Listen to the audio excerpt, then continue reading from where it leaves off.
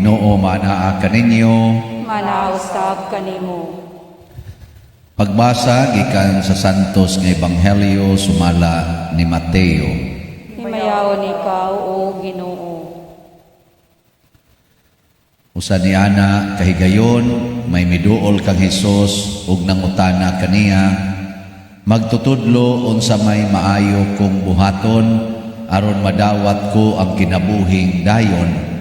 Si Jesus mitubag, nganong nangutana ka man kanako kung unsa ang maayo? Usaray maayo ang Dios lamang. Tumana ang mga sugo kung buot ka musulod sa kinabuhi. Siya nangutana, unsang mga sugua?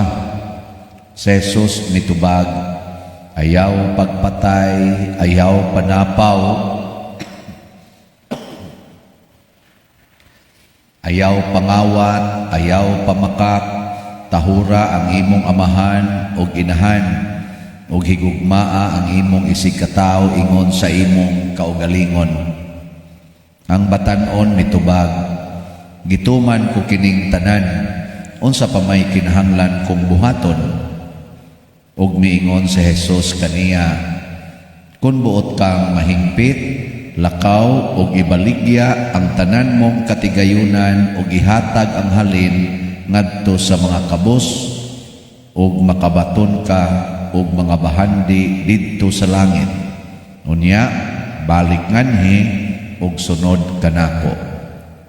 Sa pagkadungog niini sa batanon, milakaw siya nga masulubon kay dato man siya kaayo. Ang Ebanghelyo sa Ginoo. Daygon ikaw, O Kristo. Kamurong ni adinhi musunod mo sa Ginoo. Sure? Nya, andam na mong mubaligya sa tanan ninyong katigayunan ug ihatag ang halin ngadto sa mga kabos. Ha? Dili. Anang inyong mga balay ba, yuta, tanan yun. Baligya, nya ihatag ngadto sa kabos. Andam na mo ana. Oy, ambot lang, pila ka buok nato dinhi ang musugot ana. Magluos lang ta og pangatarungan. Dihabitay ako giulihan ingon ani, giduol ko niya ingon na siya, Pader, ug mao gani ng prinsipyo ha, unsa na malay akong ipakaon sa kong mga anak. Nako di ka pwede mamatay karong gabi Nako di ka pwede, kay napakay anak pakanunon. Sa inyong paminaw, pwede na, dili. Kamu ba, pwede mo mamatay karong gabi o dili? Ha? Dili? Pwede. Pwede o dili? Pwede. Mao na, ay na paghuna-huna kinsay mo pakaon na imong anak. Nya kay pwede mo kag mamatay karon, unya kanang tawo mamatay biyaan man na niya tanan. Mao na ang gusto sa Ginoo.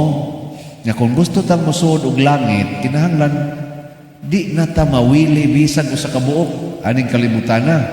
Unsa may atong tumong na lang yon? Nga dunay langit nga atong sudlan.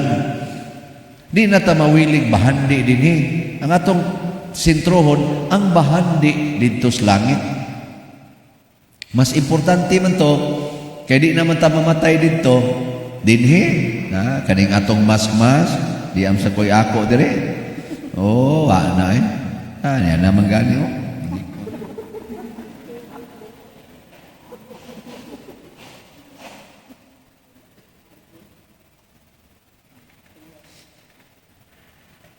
Sa abog aning sige magpintal dinhi, sige pag dito gabas loyo nahanggap awa na ana pingos-pingos na kani sunod aning mahanggap ang COVID gyud. Abog pa maniron. So maganing abog gadagko kana pa bang pino. Amo na sa may kuan, sa may solusyon. Sa unang pagbasa niingon gyud diri, naglagot ang Ginoo kay naghimo silang mga Dios-Dios.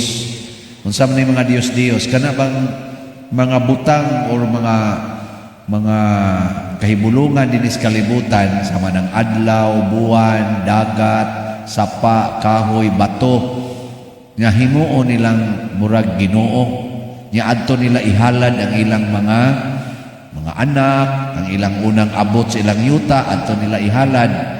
Lagot kay Ginoo ana. Nya pagkalagot nas Ginoo, wa na sila panaliplis Ginoo. Bisag mo adto pa sila gubat, may makailan makigubat kay na-train naman sila adto nila ni David, nilang Solomon. Korte na nilang liguna bahin sa gubat, di naging sila kadaog, fail digin sila. Tuliso na lang sila sa ilang mga silingan ng mga tribo. Luoy kay Israelita. Nga naman, wa naman panaliplis Ginoo, kay wa naman sila mahigugmas Ginoo. Didto naman sila sa mga binuhat sa Ginoo. Karon na bang panahon ano? Labi na sugod atong pagkatao ni Kristo, ang kwarta maunay atong bag-o nga Ginoo. Maunay kompetensya ni Kristo ang kwarta. Bisan ko din sa atong parokya, tanawa ron ng tao-tao, di ba naisibot nga musuroy nga to. Nga naman, ibaw mo, anong musuroy ng sibot inig humaron anigwali. Bayad sa inyong pagpaminaw. So nagkang yaw-yaw na ko diri. Bayad mga mo ng advertisement yan ang kuhan. Di oy, kanang atong sibot, yana, ituyok lang ato. Aron tagaan mong hikahigayunan nga makahalad sa Ginoo sa mga gasa nga inyong nadawat sa Ginoo. Ano gitawag o gifted to give. Kana bang natagaan kag gift na kay kwarta, imong ihatag. I-share nimo. Kay gamiton man sa naspari para pag-distribute ngadto sad sa mga tao nga nagkinahanglan din sa atong parokya. Di sa nako mahurotoy o ako ra. Patay kong dalyana. Ipag-distribute sa nato. Napay bayron no nato diha sa kuanay kananaang tukod tag building, daluyo.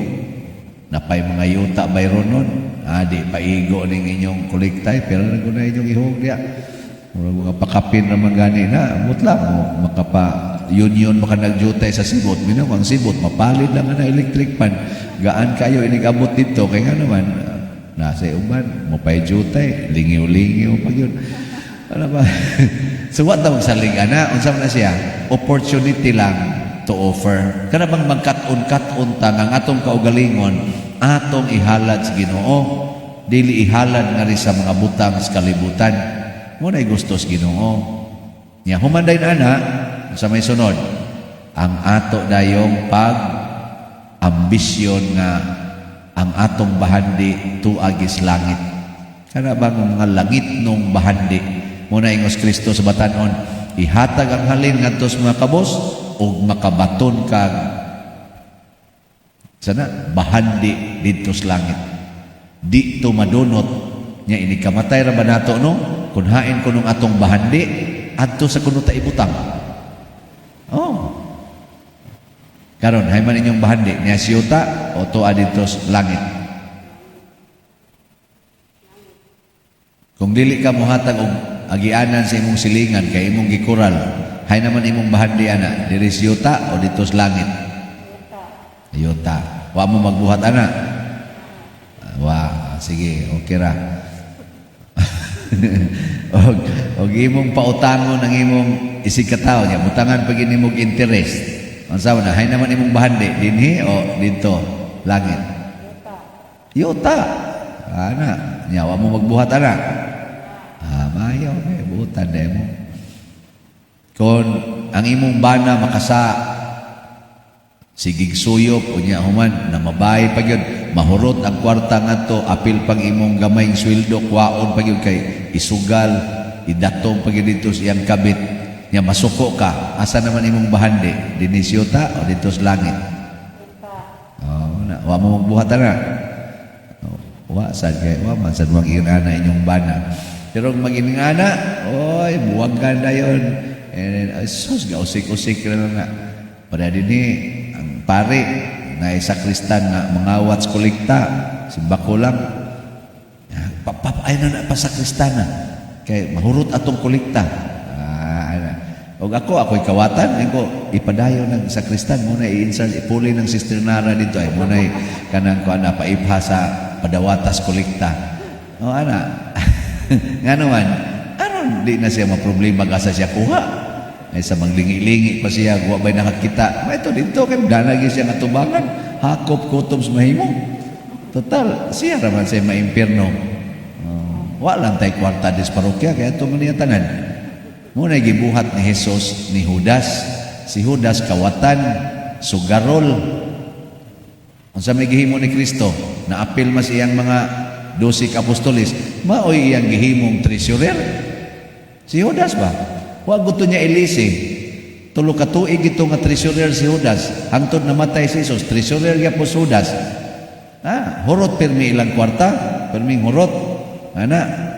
Moto si Judas, kaya hurot na may ilang kwarta, iyang gibaligya si Jesus, aron mga kwarta siya. Perting patayan ni Jesus, gibaligya. 30 pieces of silver. Kanang 30 pieces of silver, equivalent na siya o kaysa una, ang kanang one silver coin, equivalent na siya sa usa ka adlaw nga sweldo. Pila mo rin itong sweldo? Karong panahon na pila ron? Batata, 500. Niya 30 pieces times 500. Pila na? Di mo kakwenta? Pila?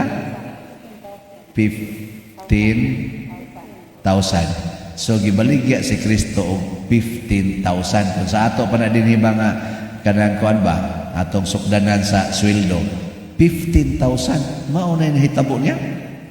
15,000. Perting pataya. Nga naman, tungod ng Judas. Nga naman masad, gihimo masad ni Kristong treasurer si Judas, patay siya. Ug mao na ang katapusang requirement nga magpakamatay ta para sa atong gihigugma. Mao na makapahingpit sa atong pagpanag-iya sa langit. Kanabang di na ta magsigig kwenta unsay atong dangatan.